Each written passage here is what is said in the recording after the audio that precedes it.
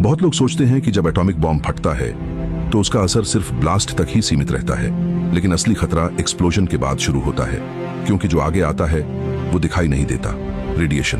Blast के तुरंत बाद तेज रेडिएशन पूरे इलाके में फैल जाता है। ये कुछ ही सेकंड से मिनट्स में लोगों को प्रभावित कर सकता है, लेकिन इसका असर यहीं खत्म नहीं होता।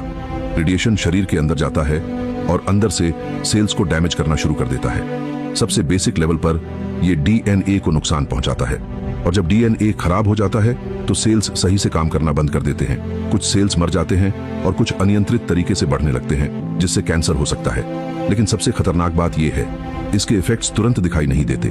कई लोग शुरुआत में बिल्कुल ठीक लगते हैं, लेकिन सालों या दशकों बाद उन्हें गंभीर बीमारियां हो सकती हैं। इसके बाद आता है रेडियो एक्टिव फॉलआउट। छोटे छोटे रेडियो एक्टिव पार्टिकल्स हवा में उठते हैं और धीरे धीरे जमीन पर वापस गिरते हैं। इसमें घंटों से लेकर कई दिन लग सकते हैं और ये बहुत बड़े इलाके में कंटामिनेशन फैला देते हैं। ये पार्टिकल्स मिट्टी, पानी और खाने में मिल जाते हैं। कुछ रेडियो एक्टिव एलिमेंट्स जल्दी कमजोर हो जाते हैं, लेकिन कुछ सालों तक खतरनाक बने रह सकते हैं। हमने ये सब रियल लाइफ में देखा है। हिरोशिमा बॉम्बिंग और नागासाकी बॉम्बिंग के बाद कई लोगों में समय के साथ रेडिएशन से जुड़ी बीमारियां विकसित हुई और सालों बाद तक कैंसर के केसेस ज्यादा देखने को मिले। इसी वजह से न्यूक्लियर वेपन से इतना डर लगता है, सिर्फ तुरंत होने वाले डिस्ट्रक्शन की वजह से नहीं, बल्कि इसलिए कि ये अपने पीछे क्या छोड़ जाते हैं। इनविजिबल डैमेज, जो एक्सप्लोजन के बाद भी लंबे समय तक चलता रहता है। और अगर ये समझने के बाद आपको चीजें थोड़ी अलग नजर आने लगें तो जुड़े रहिए, क्योंकि अभी बहुत कुछ है जो हमें समझना बाकी है।